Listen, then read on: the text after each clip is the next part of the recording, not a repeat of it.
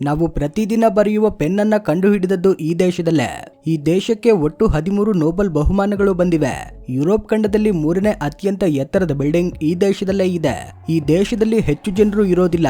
ಈ ಸುಂದರವಾದ ದೇಶವನ್ನ ನೋಡಲು ಲಕ್ಷಾಂತರ ಪ್ರವಾಸಿಗರು ಬರ್ತಾನೆ ಇರ್ತಾರೆ. ಈ ದೇಶದಲ್ಲಿ ಪುರುಷರಿಗಿಂತ ಮಹಿಳೆಯರ ಸಂಖ್ಯೆಯೇ ಹೆಚ್ಚು. ಇಲ್ಲಿ ಪುರುಷರು ಹೆಚ್ಚಾಗಿರೋದಿಲ್ಲ. ಈ ದೇಶದಲ್ಲಿ ಒಂದು ವಿಚಿತ್ರವಾದ ಸಂಪ್ರದಾಯ ಇದೆ. ಅದೇನೆಂದ್ರೆ ಕೆಲವೊಮ್ಮೆ ಗಂಡಸರು ಮತ್ತೆ ಹೆಂಗಸರು ಒಟ್ಟಿಗೆ ಸ್ನಾನ ಮಾಡ್ತಾರೆ. ತುಂಬಾ ವರ್ಷಗಳಿಂದ ಈ ಸಂಪ್ರದಾಯ ಮುಂದುವರೆದುಕೊಂಡು ಬಂದಿದೆ. ಸ್ನೇಹಿತರೆ, ಇಲ್ಲಿಯವರೆಗೂ ನಾವು ಮಾತನಾಡ್ತಿದ್ದದ್ದು ಹಂಗರಿ ದೇಶದ ಬಗ್ಗೆ. ಈ ದೇಶದಲ್ಲಿ ತುಂಬಾ ಸುಂದರವಾದ ಚರ್ಚ್ಗಳು, ಕೋಟೆಗಳಿವೆ. ಇಲ್ಲಿನ ಸ್ತ್ರೀಯರು ಮದುವೆಗೆ ಬಹಳ ಕಡಿಮೆ ಮಹತ್ವ ಕೊಡ್ತಾರೆ. ಹಂಗರಿಯಲ್ಲಿ ಮದುವೆ ದರ ಯುರೋಪ್ನಲ್ಲೇ ಅತ್ಯಂತ ಕಡಿಮೆಯಾಗಿದೆ. ಹೆಚ್ಚಿನ ಮಹಿಳೆಯರು ಮದುವೆ ಮಾಡ್ಕೊಳ್ಳೋದನ್ನ ತಪ್ಪಿಸ್ತಾರೆ. ಇದಕ್ಕೆ ಅರ್ಥ ಅವರು ಪುರುಷರೊಂದಿಗೆ ಯಾವುದೇ ಸಂಬಂಧವನ್ನ ಬೆಳೆಸೋದಿಲ್ಲ ಎಂದಲ್ಲ. ಅವರು ಸಂಬಂಧಗಳನ್ನ ಬೆಳೆಸ್ತಾರೆ. ಆದ್ರೆ ಅವರಿಗೆ ಮದುವೆಯಂತಹ ಔಪಚಾರಿಕ ಬಂಧನ ಇಷ್ಟವಿಲ್ಲ. ಸರಳವಾಗಿ ಹೇಳೋದಾದ್ರೆ ಅವರಿಗೆ ಪ್ರೇಮ ಅಥವಾ ಜೀವನ ಸಂಗಾತಿ ಬೇಕು. ಆದ್ರೆ ಮದುವೆಯ ಕಾಗದ ಕಚೇರಿ ಮತ್ತೆ ಸಾಮಾಜಿಕ ಬಂಧನ ಬೇಡ ಎಂಬುದು ಅವರ ಆಲೋಚನೆ. ಇಲ್ಲಿನ ಜನರು ಗಿನ್ನಿಸ್ ಬುಕ್ ಆಫ್ ವರ್ಲ್ಡ್ ರೆಕಾರ್ಡ್ಸ್ಗೆ ಒಂದು ವಿಚಿತ್ರ ಕಾರಣಕ್ಕಾಗಿ ಸ್ಥಾನ ಪಡೆದಿದ್ದಾರೆ. 2007ರಲ್ಲಿ ಹಂಗರಿ ಪಾರ್ಲಿಮೆಂಟ್ ಭವನದ ಮುಂದೆ ನಿಂತು 2400 ಜನರು ಒಂದೇ ಬಾರಿ ಕಿಸ್ ಮಾಡಿಕೊಂಡರು. ಇದರಿಂದ ಈ event Guinness book of world records ಅಲ್ಲಿ ಸ್ಥಾನ ಪಡೆಯುತ್ತೆ. Hungary Europe ಖಂಡದಲ್ಲಿದೆ. ಕಳೆದ ಕೆಲವು ವರ್ಷಗಳಿಂದ ಈ ದೇಶದಲ್ಲಿ ಒಂದು ಸಮಸ್ಯೆ ಇದೆ. ಅದೇನೆಂದ್ರೆ ಇಲ್ಲಿ ಜನಸಂಖ್ಯೆ ಬೆಳೆಯುತ್ತಿಲ್ಲ. ಅದಕ್ಕಾಗಿ ಈ ದೇಶಕ್ಕೆ ಹೊರಗಿನ ದೇಶಗಳಿಂದ ಬಂದು ಕೆಲಸ ಮಾಡುವ ಮತ್ತೆ ಪ್ರವಾಸ ಮಾಡುವವರ ಸಂಖ್ಯೆ ಹೆಚ್ಚುತ್ತಾನೆ ಇದೆ. ಇಲ್ಲಿ ಜನಸಂಖ್ಯೆ ಕಡಿಮೆ, ಕೆಲಸ ಮಾಡುವವರು ಕಡಿಮೆ, ಸಂಪಾದಿಸುವುದು ತುಂಬಾ ಕಡಿಮೆ. ಅದಕ್ಕಾಗಿ ಇಲ್ಲಿ ವಾಸಿಸುವ ಬಹಳಷ್ಟು ಜನರಿಗೆ ಸ್ವಂತ ಮನೆಯೇ ಇರೋದಿಲ್ಲ. ಯಾಕಂದ್ರೆ ಇಲ್ಲಿರುವವರು ಬಹಳಷ್ಟು ಜನರು ಕೇವಲ ಕೆಲಸ ಮಾಡಲು ಮಾತ್ರ ಬಂದವರು ಇರ್ತಾರೆ. ಅದಕ್ಕಾಗಿ 10 ವರ್ಷಗಳ ಹಿಂದೆ ಇಲ್ಲಿನ ಸರ್ಕಾರ ಯಾವ ಕುಟುಂಬ ಹೆಚ್ಚು ಮಕ್ಕಳನ್ನ ಹೆತ್ತರೆ ಅವರಿಗೆ ಹೆಚ್ಚು ಹಣ ಮತ್ತೆ ಸೌಕರ್ಯಗಳನ್ನ ನೀಡ್ತೇವೆ ಎಂದು ಪ್ರಕಟಿಸಿತ್ತು. ಜನಸಂಖ್ಯೆ ಹೆಚ್ಚಾಗ್ತದೆ ಎಂಬ ಆಲೋಚನೆಯಿಂದ ಈ ಪ್ರಕಟಣೆ ಮಾಡಿದ್ರು. ಇಷ್ಟೇ ಅಲ್ಲ, ಇಲ್ಲಿರುವವರು ಮೊದಲು ಗಂಡು ಮಗುವಿಗೆ ಜನ್ಮ ನೀಡಿದ್ರೆ 30 ಲಕ್ಷ ರೂಪಾಯಿ ಲೋನ್ ಹಂಗರಿ ಸರ್ಕಾರ ನೀಡುತ್ತದೆ. ಯಾಕಂದ್ರೆ ಆ ಮಗುವನ್ನ ಚೆನ್ನಾಗಿ ಬೆಳೆಸಲು ಈ ಹಣ ಉಪಯೋಗವಾಗ್ತದೆ ಎಂಬುದು ಸರ್ಕಾರದ ಉದ್ದೇಶ. ಅಷ್ಟೇ ಅಲ್ಲ, ಯಾವುದೇ ಒಂದು ಜೋಡಿ 2ನೇ ಮಗುವಿಗೆ ಜನ್ಮ ನೀಡಿದ್ರೆ 20 ಲಕ್ಷ ರೂಪಾಯಿ ಲೋನ್ ನ ಇಲ್ಲಿನ ಸರ್ಕಾರ ನೀಡುತ್ತದೆ. ಆದ್ರೆ ಇಲ್ಲಿ ಇಂಟ್ರೆಸ್ಟಿಂಗ್ ವಿಷಯ ಏನಂದ್ರೆ ಮೊದಲ ಮಗುವಿಗೆ ಜನ್ಮ ನೀಡಿದಾಗ ನೀಡಿದ 30 ಲಕ್ಷ ರೂಪಾಯಿಯನ್ನ ಸರ್ಕಾರ ಮನ್ನಾ ಮಾಡ್ತದೆ. ಅಂದರೆ ಮತ್ತೆ ಕಟ್ಟುವ ಅಗತ್ಯವಿಲ್ಲ. ಒಂದ್ ವೇಳೆ 3ನೇ ಮಗುವಿಗೆ ಜನ್ಮ ನೀಡಿದ್ರೆ 25 ಲಕ್ಷ ರೂಪಾಯಿಯನ್ನ ಲೋನ್ ಆಗಿ ನೀಡ್ತಾರೆ. ಈ ಹಣದಿಂದ ಅಲ್ಲಿ ಒಂದು ಮನೆಯನ್ನು ಖರೀದಿಸಬಹುದು. ಒಂದ್ ವೇಳೆ 4ನೇ ಮಗುವಿಗೆ ಜನ್ಮ ನೀಡಿದ್ರೆ ಗಂಡ ಹೆಂಡತಿ ಜೀವಿತಾವಧಿ ಸಂಪಾದಿಸಿದ ಹಣಕ್ಕೆ ಟ್ಯಾಕ್ಸ್ ಕಟ್ಟುವ ಅಗತ್ಯವಿಲ್ಲ. ಇಷ್ಟು ಉತ್ತಮ ಸೌಕರ್ಯಗಳನ್ನ ಒದಗಿಸುತ್ತಿದ್ದರೂ ಈ ದೇಶದಲ್ಲಿ ಅಂದುಕೊಂಡಷ್ಟು ಜನಸಂಖ್ಯೆ ಹೆಚ್ಚಾಗ್ತಿಲ್ಲ. ಯಾಕಂದ್ರೆ ಇಲ್ಲಿನವರು ಯೋಚನೆ ಮಾಡುವುದು ಹೇಗೆಂದ್ರೆ ಹೆಚ್ಚು ಮಕ್ಕಳನ್ನ ಹೆತ್ತರೆ ಕೆಲಸ ಮಾಡಲು ಸಾಧ್ಯವಾಗೋದಿಲ್ಲ ಮತ್ತೆ ಕೆರಿಯರ್ ನಿಂತು ಹೋಗ್ತದೆ ಎಂದು ಇಲ್ಲಿನವರು ಭಯ ಪಡ್ತಾರೆ. ಕೇವಲ ಹಣದಿಂದ ಮಾತ್ರ ಮಕ್ಕಳು ಬೆಳೆಯುವುದಿಲ್ಲವಲ್ಲ, ಅವರಿಗಾಗಿ ತಪ್ಪದೆ ಸಮಯವನ್ನ ಕ್ರಮವಾಗಿ ನೀಡಬೇಕು. ಅಷ್ಟು ಸಮಯವನ್ನ ಮಕ್ಕಳಿಗಾಗಿ ಮೀಸಲಿಡುವುದು ಇಲ್ಲಿನವರಿಗೆ ಇಷ್ಟವಿರೋದಿಲ್ಲ. ಈ ಹಂಗರಿ ದೇಶ ಕೇವಲ 93,000 ಚದರ ಕಿಲೋಮೀಟರ್ ವ್ಯಾಪ್ತಿಯಲ್ಲಿದೆ. ಈ ದೇಶದ ಜನಸಂಖ್ಯೆ ಕೇವಲ 1 ಕೋಟಿ ಮಾತ್ರ. ಇದರಲ್ಲಿ ಪುರುಷರು ಕೇವಲ 46 ಲಕ್ಷ. ಉಳಿದ 54 ಲಕ್ಷ ಜನಸಂಖ್ಯೆ ಕೇವಲ ಮಹಿಳೆಯರೇ ಇದ್ದಾರೆ. ಅಂದ್ರೆ ಪುರುಷರಿಗಿಂತ 10 ಲಕ್ಷ ಮಹಿಳೆಯರೇ ಹೆಚ್ಚಾಗಿದ್ದಾರೆ. ನಾವೀಗ ನೋಡ್ತಿರುವುದು ಬುಡಾಪೆಸ್ಟ್. ಇದು ಹಂಗರಿಯ ರಾಜಧಾನಿ. ಈ ಸಿಟಿ ತುಂಬಾ ಸುಂದರವಾಗಿರ್ತದೆ. ಇದು ಅತ್ಯಂತ ಪುರಾತನ ಸಿಟಿ. ಈ ನಗರದಲ್ಲಿರೋ ಪಾರ್ಲಿಮೆಂಟ್ ಭವನ ಯುರೋಪ್ ಖಂಡದಲ್ಲೇ ಅತ್ಯಂತ ದೊಡ್ಡ ಭವನ. ಈಗ ನೀವು ನೋಡ್ತಿರುವುದು ಬುಡಾ ಕ್ಯಾಸಲ್. ಇದು ಯುನೆಸ್ಕೋದಿಂದ ಗುರುತಿಸಲ್ಪಟ್ಟ ವರ್ಲ್ಡ್ ಹೆರಿಟೇಜ್ ಭವನ. ಇದನ್ನ ರಾಜಭವನದ ಹಿಲ್ ಟಾಪ್ ಅಲ್ಲಿ ಕಟ್ಟಲಾಗಿದೆ. ಇದರ ಮೇಲೆ ಹೋಗಿ ಕೆಳಗಡೆ ನೋಡಿದ್ರೆ ಹಂಗರಿ ನಗರದ ಒಟ್ಟು ದೃಶ್ಯ ಕಾಣ್ತದೆ. ಆದ್ರೆ ಈ ಭವನದಲ್ಲಿ ಈ ದೇಶವನ್ನ ಆಳಿದ ವಿವಿಧ ರಾಜರುಗಳು ಇರುತ್ತಿದ್ದರು. ಪ್ರತಿಯೊಬ್ಬರು ತಮಗೆ ಇಷ್ಟವಾದ ರೀತಿಯಲ್ಲಿ ಇದನ್ನ ತುಂಬಾ ಸುಂದರವಾಗಿ ಕಟ್ಟಿದರು. 1987ರಲ್ಲಿ ಯುನೆಸ್ಕೋ ಈ ಭವನವನ್ನ ವರ್ಲ್ಡ್ ಹೆರಿಟೇಜ್ ಭವನವಾಗಿ ಗುರುತಿಸಿತು. ಈ ಭವನದಲ್ಲಿ ಆರ್ಟ್ ಮತ್ತೆ ಫೋಟೋ ಗ್ಯಾಲರಿ ಇದೆ. ಈ ಫೋಟೋ ಗ್ಯಾಲರಿಯಲ್ಲಿ ಚಿತ್ರಕಾರರು ಬರೆದ ಅದ್ಭುತ ಪೇಂಟಿಂಗ್ಗಳು ಮತ್ತೆ ಪುರಾತನ ಫೋಟೋಗಳನ್ನ ನಾವು ನೋಡಬಹುದು. ಈ ಫೋಟೋ ಗ್ಯಾಲರಿಯ ಪಕ್ಕದಲ್ಲೇ ಒಂದು ಮ್ಯೂಸಿಯಂ ಇರ್ತದೆ. ಈ ಮ್ಯೂಸಿಯಂ ಅಲ್ಲಿ ಈ ಭವನದ ಚರಿತ್ರೆಯನ್ನ ಸಂಗ್ರಹಿಸಿ ಇಡಲಾಗಿದೆ. ಈ ಭವನದ ಸುತ್ತಲೂ ದೊಡ್ಡ ದೊಡ್ಡ ಟವರ್ ಗಳನ್ನ ನಿರ್ಮಿಸಲಾಗಿದೆ. ಈ ಟವರ್ ಗಳಿಂದ ಈ ಭವನ ಇನ್ನಷ್ಟು ಸುಂದರವಾಗಿ ಕಾಣ್ತದೆ. ಇಲ್ಲಿ ಕಾಣ್ತಿರುವುದು ಜೈನ್ ಚೈನ್ ಬಾತ್. ಇಲ್ಲಿನವರು ಇದನ್ನ ಥರ್ಮಲ್ ಬಾತ್ ಅಂತಾನು ಕರೀತಾರೆ. ಇದರಲ್ಲಿ ಗಂಡಸರು ಮತ್ತೆ ಹೆಂಗಸರು ಇಬ್ಬರು ಒಟ್ಟಿಗೆ ಸ್ನಾನ ಮಾಡ್ತಾರೆ. ಈ ನೀರು ಬಿಸಿಯಾಗಿರ್ತದೆ. ಈ ನೀರನ್ನ ನ್ಯಾಚುರಲ್ ಥರ್ಮಲ್ ಸ್ಟ್ರಿಂಗ್ಸ್ ಎಂದು ಕರೀತಾರೆ. ಇದರಲ್ಲಿರೋ ಬಿಸಿ ನೀರು ಭೂಮಿಯ ಒಳಗಿಂದ ಬರ್ತದೆ. ಆದ್ದರಿಂದ ಈ ನೀರಲ್ಲಿ ಸ್ನಾನ ಮಾಡಿದ್ರೆ ಚರ್ಮದ ಮೇಲಿನ ಯಾವುದೇ ರೋಗಗಳು ಗುಣವಾಗುವುದರ ಜೊತೆಗೆ ಚರ್ಮಕ್ಕೂ ಒಳ್ಳೆಯದು ಎಂಬುದು ಇಲ್ಲಿನವರ ನಂಬಿಕೆ. ಈ ನೀರಲ್ಲಿ ತುಂಬಾ ರೀತಿಯ ಮಿನರಲ್ಗಳಿರುತ್ತವೆ. ಇದರಲ್ಲಿ ಗಂಟೆಗಳ ಕಾಲ ಸ್ನಾನ ಮಾಡ್ತಾರೆ. ಇದರ ಹೊರಗೆ ಗಾರ್ಡನ್ ಇರ್ತದೆ. ಇದರಲ್ಲಿ ಸ್ನಾನ ಮಾಡೋದು ಮುಗಿದ ನಂತರ ಪಕ್ಕದಲ್ಲಿರೋ ಈ ಗಾರ್ಡನ್ಗೆ ಹೋಗಿ ರಿಲ್ಯಾಕ್ಸ್ ಆಗ್ತಾರೆ. ಇಂತಹ ಥರ್ಮಲ್ ಬಾತ್ಗಳು ಹಂಗರಿಯಲ್ಲಿ ಬಹಳ ಪ್ರದೇಶಗಳಲ್ಲಿವೆ.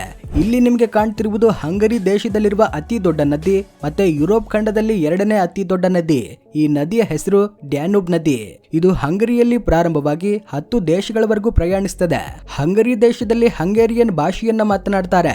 ಹಂಗೇರಿಯನ್ ಎನ್ನುವುದು ಈ ದೇಶದ ರಾಷ್ಟ್ರೀಯ ಭಾಷೆ. ನಮ್ಗೆಲ್ರಿಗೂ ತಿಳಿದಿರುವ ಬಾಲ್ ಪೆನ್ ಅನ್ನ ಕಂಡು ಹಿಡಿದದ್ದು ಈ ದೇಶದಲ್ಲೇ. ಲಾಸ್ಲೋ ಜೋಸೆಫ್ ಬೀರೋ ಎಂಬ ಹಂಗರಿ ಜರ್ನಲಿಸ್ಟ್ 1939ರಲ್ಲಿ ಈ ಬಾಲ್ ಪೆನ್ ಅನ್ನ ಕಂಡು ಹಿಡಿದ್ರು. ಪ್ರಪಂಚಕ್ಕೆಲ್ಲ ತಿಳಿದಿರುವ ಈ ರೂಬಿಕ್ ಕ್ಯೂಬ್ ಅನ್ನ ಕಂಡು ಹಿಡಿದದ್ದು ಕೂಡ ಈ ಹಂಗೇರಿಯಲ್ಲೇ. ಆರ್ನೋ ರೂಬಿಕ್ ಎಂಬ ಹಂಗರಿ ಆರ್ಕಿಟೆಕ್ಟ್ 1974ರಲ್ಲಿ ಈ ರೂಬಿಕ್ ಕ್ಯೂಬ್ ಅನ್ನ ಕಂಡು ಹಿಡಿದ್ರು. ಅವರ ಹೆಸರಿನ ಮೇಲೆಯೇ ರೂಬಿಕ್ ಕ್ಯೂಬ್ ಎಂಬ ಹೆಸರು ಬರುತ್ತೆ. ನೀವು ಕಡಿಮೆ ಟೈಮಲ್ಲಿ ಸುಂದರವಾದ ದೇಶವನ್ನ ನೋಡ್ಬೇಕು ಎಂದುಕೊಂಡ್ರೆ ಹಂಗರಿ ದೇಶ ನಿಮಗೆ ಬೆಸ್ಟ್ ಟೂರಿಸ್ಟ್ ಸ್ಪಾಟ್ ಎಂದು ಹೇಳಬಹುದು. ಹಂಗರಿ ದೇಶದ ಕರೆನ್ಸಿ ಹೆಸರು ಹಂಗೇರಿಯನ್ ಫೋರೆಂಟ್. ಇದು ನಮ್ಮ ಭಾರತದ 28 ಪೈಸೆಗೆ ಸಮವಾಗ್ತದೆ. ಈ ಹಂಗರಿ ಕರೆನ್ಸಿ ಮೇಲಿರುವ ರಾಜನ ಹೆಸರು ಸೇಂಟ್ ಇಸ್ಟ್ವಾನ್. ಈತ ಹಂಗರಿ ದೇಶದ ಮೊದಲ ರಾಜ. ಇಲ್ಲಿನ ಕರೆನ್ಸಿ ಭಾರತದ ಕರೆನ್ಸಿಗಿಂತ 5 ಪಟ್ಟು ಕಡಿಮೆಯಾಗಿರುತ್ತೆ. ಇಲ್ಲಿನ ರಾಜಧಾನಿ ಭವನದಲ್ಲಿ ಒಂದು ತಿಂಗಳಿಗೆ ಕೇವಲ 20 ರಿಂದ 25 ಸಾವಿರದ ಒಳಗಡೆನೆ ಒಂದು ಲಕ್ಸುರಿ ರೂಮ್ ಸಿಗುತ್ತೆ. ನಮ್ಮ ಭಾರತದ ಕರೆನ್ಸಿಯಲ್ಲಿ ಹೇಳುವುದಾದ್ರೆ 2000 ರಿಂದ 3000 ರೂಪಾಯಿಯಲ್ಲಿ ಉತ್ತಮ ಹೋಟೆಲ್ ಅಲ್ಲಿ ಉತ್ತಮ ಭೋಜನ ಮಾಡಬಹುದು. ಒಂದೇ ಮಾತಲ್ಲಿ ಹೇಳುವುದಾದ್ರೆ ಕಡಿಮೆ ಹಣದಲ್ಲಿ ಸುತ್ತಾಡಬೇಕು ಎಂದುಕೊಂಡವರಿಗೆ ಹಂಗರಿ ಬೆಸ್ಟ್ ಆಪ್ಷನ್ ಆಗುತ್ತೆ. ಇದು ತುಂಬಾನೇ ಸುರಕ್ಷಿತ ದೇಶವೂ ಕೂಡ ಹೌದು.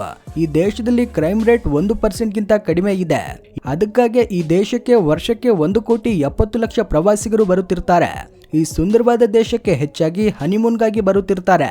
ಇಲ್ಲಿರುವ ಒಂದು ವಿಚಿತ್ರ ರೂಲ್ ಬಗ್ಗೆ ಕೇಳಿದ್ರೆ ನೀವು ಖಂಡಿತ ಆಶ್ಚರ್ಯ ಪಡ್ತೀರಾ. ಸಾಮಾನ್ಯವಾಗಿ ತಂದೆ ತಾಯಿಯರು ತಮ್ಮ ಮಗುವಿಗೆ ತಾವೇ ಹೆಸರು ಇಡ್ತಾರೆ. ಆದ್ರೆ ಈ ದೇಶದಲ್ಲಿ ಹಾಗಿರೋದಿಲ್ಲ. ಹುಟ್ಟಿದ ಮಕ್ಕಳ ಹೆಸರುಗಳನ್ನ ತಂದೆ ತಾಯಿಯರು ಇಡಲು ಅನುಮತಿ ಇಲ್ಲ. ಗಂಡು ಮಗುವಾದ್ರೆ ಒಂದು ಲೀಸ್ಟ್, ಹೆಣ್ಣು ಮಗುವಾದ್ರೆ ಇನ್ನೊಂದು ಲೀಸ್ಟ್ ಇರ್ತದೆ. ಆ ಲೀಸ್ಟ್ ಇಂದ ಮಾತ್ರ ತಮ್ಮ ಮಗುವಿಗೆ ಹೆಸರನ್ನ ಆಯ್ಕೆ ಮಾಡ್ಕೊಳ್ಬೇಕು. ಆ ಹೆಸರನ್ನ ಹಂಗರಿ ಅಕಾಡೆಮಿ ಆಫ್ ಸೈನ್ಸ್ ಗೆ ಕಳಿಸ್ಬೇಕು.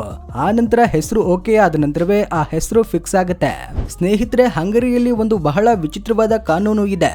ಅಲ್ಲಿ ಯಾರೇ ಆಗಿರಲಿ, ಬಡವರಾಗಿರ್ಲಿ ಅಥವಾ ಶ್ರೀಮಂತರಾಗಿರ್ಲಿ, ರಸ್ತೆ ಬದಿಯಲ್ಲಿ ರಾತ್ರಿ ಕಳೆಯುವಂತಿಲ್ಲ, ರಸ್ತೆ ಮೇಲೆ ಮಲಗುವಂತಿಲ್ಲ, ರಸ್ತೆ ಮೇಲೆ ಮನೆ ಕಟ್ಟುವಂತೆಯೂ ಇಲ್ಲ.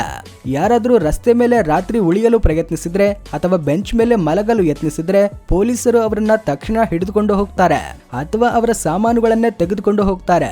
ಇದರ ಜೊತೆಗೆ ಸಾರ್ವಜನಿಕ ಸ್ಥಳಗಳಲ್ಲಿ, ಪಾರ್ಕ್ ನಲ್ಲಿ ಅಥವಾ ಬಸ್ ಸ್ಟಾಪ್ ನಲ್ಲಿ ವೈನ್ ಅಥವಾ ಬಿಯರ್ ಕುಡಿಯುವುದು ಕೂಡ ನಿಷೇಧವಾಗಿದೆ. ಆದ್ರೆ ಯುರೋಪ್ನ ಬಹುತೇಕ ಇತರ ದೇಶಗಳಲ್ಲಿ ಇಂತಹ ನಿರ್ಬಂಧಗಳು ಇರೋದಿಲ್ಲ. ಈ ದೇಶಕ್ಕೆ ಉತ್ತರ ದಿಕ್ಕಿನಲ್ಲಿ ಸ್ಲೋವಾಕಿಯಾ ದೇಶ ಇದೆ. ಇದು ಒಂದು ಕಾಲದಲ್ಲಿ ಯುಕ್ರೇನ್ ದೇಶದ ಭಾಗವಾಗಿತ್ತು. ದಕ್ಷಿಣ ಪೂರ್ವದಲ್ಲಿ ರೊಮೇನಿಯಾ ದೇಶ, ದಕ್ಷಿಣ ಪಶ್ಚಿಮದಲ್ಲಿ ಕ್ರೊಯೇಷಿಯಾ, ದಕ್ಷಿಣ ದಿಕ್ಕಿನಲ್ಲಿ ಸರ್ಬಿಯಾ, ಉತ್ತರ ಪಶ್ಚಿಮ ದಿಕ್ಕಿನಲ್ಲಿ ಆಸ್ಟ್ರಿಯಾ ದೇಶ ಇದೆ. ಹಂಗರಿಯಲ್ಲಿರುವ ಒಂದು ರೈಲ್ವೆ ಸ್ಟೇಷನ್ ಅಲ್ಲಿ 10 ರಿಂದ 15 ವರ್ಷದ ಮಕ್ಕಳು ರೈಲ್ವೆಯಲ್ಲಿ ಟಿಕೆಟ್ ಕೌಂಟರ್ ಅಲ್ಲಿ ಕೆಲಸ ಮಾಡ್ತಾರೆ. ಇಷ್ಟೇ ಅಲ್ಲದೆ ಅವರು ಟಿಟಿಗಳಾಗಿಯೂ ಕೆಲಸ ಮಾಡ್ತಾರೆ. ಇದನ್ನ ಚಿಲ್ಡ್ರನ್ಸ್ ರೈಲ್ವೇಸ್ ಅಂತ ಕರೀತಾರೆ. ಇದು ರಾಜಧಾನಿ ಬುಡಾಪೆಸ್ಟ್ ಇಂದ ಪ್ರಾರಂಭವಾಗ್ತದೆ. ಈ ರೈಲ್ವೆಯಲ್ಲಿ ಮಕ್ಕಳು ವಿವಿಧ ರೋಲ್ಗಳಲ್ಲಿ ಕೆಲಸ ಮಾಡ್ತಾರೆ. ಈ ಹಂಗರಿಯಲ್ಲಿರುವ ಮೆಟ್ರೋ ತುಂಬಾ ಪುರಾತನವಾದದ್ದು. ಎಷ್ಟು ಪುರಾತನವಾದದ್ದು ಎಂದ್ರೆ ಇದು 1896ರಲ್ಲಿ ಪ್ರಾರಂಭವಾಗುತ್ತೆ. ಇಲ್ಲಿರೋ ಜನರಿಗೆ ನೀರೆಂದರೆ ತುಂಬಾ ಇಷ್ಟ. ಇವರು ಹೆಚ್ಚಾಗಿ ನೀರಲ್ಲಿರಲು ಇಷ್ಟಪಡ್ತಾರೆ. ಅದಕ್ಕಾಗಿ ಇಲ್ಲಿ ಹೆಚ್ಚಾಗಿ ಇಂಡೋರ್ ಮತ್ತೆ ಔಟ್ಡೋರ್ ಸ್ವಿಮ್ಮಿಂಗ್ ಪೂಲ್ಗಳಿರುತ್ತವೆ. ಇಲ್ಲಿನವರು ಹೆಚ್ಚಾಗಿ ಸ್ವಿಮ್ಮಿಂಗ್ ಮಾಡಲು ಇಷ್ಟಪಡ್ತಾರೆ. ಒಲಿಂಪಿಕ್ ಸ್ವಿಮ್ಮಿಂಗ್ ಅಲ್ಲಿ ಹಂಗೇರಿಯ ಕ್ರೀಡಾಪಟುಗಳು ಅತ್ಯಧಿಕ ಗೋಲ್ಡ್ ಮೆಡಲ್ ಗಳಿಸಿದ್ದಾರೆ. ಕ್ರಿಸ್ಟಿನಾ ಎಗರ್ಸಗಿ 5 ಒಲಿಂಪಿಕ್ ಗೋಲ್ಡ್ ಮೆಡಲ್ ಗಳನ್ನ ಗಳಿಸಿದ್ದಾರೆ. ಕಟಿಂಕಾ ಹೊಟ್ಸು 3 ಒಲಿಂಪಿಕ್ ಗೋಲ್ಡ್ ಮೆಡಲ್ ಗಳನ್ನ ಗಳಿಸಿದ್ದಾರೆ. ಈ ದೇಶ 1896ರಲ್ಲಿ ರಚನೆಯಾಗುತ್ತೆ. ಆಗ ಈ ದೇಶ ಸೋವಿಯತ್ ಯೂನಿಯನ್ ನ ಭಾಗವಾಗಿತ್ತು. ಹಾಗೆ ಸೋವಿಯತ್ ಯೂನಿಯನ್ ನ ಭಾಗವಾಗಿದ್ದಾಗ ಅಕ್ಟೋಬರ್ 23, 1989ರಲ್ಲಿ ಸೋವಿಯತ್ ಯೂನಿಯನ್ ನಿಂದ ಬೇರ್ಪಟ್ಟು ಒಂದು ಪ್ರಜಾಪ್ರಭುತ್ವ ದೇಶವಾಗಿ ರಚನೆಯಾಗುತ್ತೆ. ಇಲ್ಲಿನ ಜನರು ಈ ಒಂದು ಕೆಲಸವನ್ನ ಎಂದಿಗೂ ಮಾಡುವುದಿಲ್ಲವಂತೆ. ಅದೇನೆಂದ್ರೆ ಬಿಯರ್ ಕುಡಿಯುವಾಗ ಎಲ್ಲರೂ ಗ್ಲಾಸ್ನೊಂದಿಗೆ ಗ್ಲಾಸ್ ಚಿಯರ್ಸ್ ಹೊಡಿತಾರಲ್ವಾ, ಆದ್ರೆ ಈ ದೇಶದಲ್ಲಿ ಅಂತಹ ಚಿಯರ್ಸ್ ಯಾರು ಹೊಡೆಯೋದಿಲ್ಲ.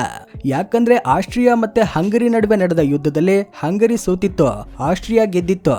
ಇದರಿಂದ ಸಂತೋಷದಿಂದ ಆಸ್ಟ್ರಿಯಾ ವಾಸಿಗಳು ಚಿಯರ್ಸ್ ಹೊಡೆದುಕೊಂಡು ಸಂಭ್ರಮಿಸಿದರು ಎನ್ನುತ್ತಾರೆ. ಅದಕ್ಕಾಗಿ ಹಂಗರಿ ದೇಶದಲ್ಲಿ ಚಿಯರ್ಸ್ ಹೊಡೆಯುವುದು ನಿಷೇಧ. ಹಂಗರಿಯಲ್ಲಿ ನೈಟ್ ಲೈಫ್ ತುಂಬಾ ಸೂಪರ್ ಆಗಿರುತ್ತೆ. ಹಗಲಿಗಿಂತ ಹೆಚ್ಚಾಗಿ ರಾತ್ರಿಯಲ್ಲಿ ರಸ್ತೆಗಳ ಮೇಲೆ ರಜಾ ದಿನಗಳಲ್ಲಿ ಹೆಚ್ಚು ಜನರು ಕಾಣ್ತಾರೆ. ಈ ನೈಟ್ ಲೈಫ್ ನಲ್ಲೇ ಒಬ್ಬರನ್ನೊಬ್ಬರು ಭೇಟಿಯಾಗ್ತಾರೆ, ಹಾಡುಗಳನ್ನ ಹಾಡ್ತಾರೆ, ಡ್ಯಾನ್ಸ್ ಮಾಡ್ತಾರೆ. ಒಂದು ದೊಡ್ಡ ಪಾರ್ಟಿಯಂತೆ ಇಲ್ಲಿನ ನೈಟ್ ಲೈಫ್ ಇರುತ್ತೆ. ಯಾರಾದ್ರೂ ಹಂಗರಿಗೆ ಹೋಗಿ ರಾಜಧಾನಿ ಬುಡಾಪೆಸ್ಟ್ ನ ನೈಟ್ ಲೈಫ್ ನೋಡದೆ ಬಂದ್ರೆ ಅಲ್ಲಿ ಎಷ್ಟೇ ತಿರುಗಿದರೂ ವೇಸ್ಟ್ ಎಂದು ಹೇಳಬೇಕು. ಅಷ್ಟು ಚೆನ್ನಾಗಿರ್ತದೆ ಅಲ್ಲಿನ ನೈಟ್ ಲೈಫ್ ಸ್ಟೈಲ್. ಈ ದೇಶಕ್ಕೆ ಆದಾಯ 3 ವಿಧದಲ್ಲಿ ಬರ್ತದೆ: ಮ್ಯಾನುಫ್ಯಾಕ್ಚರಿಂಗ್ ಮತ್ತೆ ವ್ಯವಸಾಯ ಹಾಗೂ ಸರ್ವಿಸ್ ಸೆಕ್ಟರ್. ಇಲ್ಲಿ ದೊಡ್ಡ ಪ್ರಮಾಣದಲ್ಲಿ ತರಕಾರಿಗಳನ್ನ ಬೆಳೀತಾರೆ. ಬೆಳೆದ ತರಕಾರಿಗಳನ್ನ ಪಕ್ಕದ ದೇಶಗಳಿಗೂ ರಫ್ತು ಮಾಡ್ತಾರೆ. ನೀವು ನೋಡ್ತಿರುವುದು ಐಕಾನಿಕ್ ಚೈನ್ ಬ್ರಿಡ್ಜ್. ಇದನ್ನ 1839ರಲ್ಲಿ ಪ್ರಾರಂಭಿಸಿ 1849ರಲ್ಲಿ ಪೂರ್ಣಗೊಳಿಸ್ತಾರೆ. ಇದು ಹಂಗರಿ ರಾಜಧಾನಿ ಬುಡಾಪೆಸ್ಟ್ ನಲ್ಲಿದೆ. ಡ್ಯಾನೂಬ್ ನದಿಯ ಮೇಲೆ ಈ ಬ್ರಿಡ್ಜ್ ಅನ್ನ ಕಟ್ಟಲಾಗಿದೆ. ಇದು ಹಂಗರಿ ದೇಶದ ಮೊದಲ ಸಸ್ಪೆನ್ಷನ್ ಬ್ರಿಡ್ಜ್. ಇದನ್ನ ಇಂಗ್ಲಿಷ್ ಇಂಜಿನಿಯರ್ ವಿಲಿಯಂ ಟೈರ್ನಿ ಕ್ಲಾರ್ಕ್ ಕಟ್ಟಿದರು. 18ನೇ ಶತಮಾನದಲ್ಲಿ ಚೈನ್ನೊಂದಿಗೆ ಬ್ರಿಡ್ಜ್ ಕಟ್ಟುವುದು ಆಗ ತುಂಬಾ ಫೇಮಸ್ ಆಗಿತ್ತು. ಬುಡಾಪೆಸ್ಟ್ಗೆ ಬಂದವರು ಖಂಡಿತವಾಗಿ ಈ ಬ್ರಿಡ್ಜ್ ಅನ್ನ ನೋಡದೆ ಹೋಗೋದಿಲ್ಲ, ಅಷ್ಟು ಫೇಮಸ್ ಈ ಬ್ರಿಡ್ಜ್. ಈ ವಿಡಿಯೋ ಇಷ್ಟವಾಗಿದ್ರೆ ಲೈಕ್ ಮಾಡಿ, ಶೇರ್ ಮಾಡಿ. ಈ ರೀತಿ ಇಂಟ್ರೆಸ್ಟಿಂಗ್ ವಿಡಿಯೋಗಳಿಗೋಸ್ಕರ ನಮ್ಮ ಚಾನೆಲ್ಗೆ ಸಬ್ಸ್ಕ್ರೈಬ್ ಮಾಡ್ಕೊಳ್ಳಿ. Thanks for watching.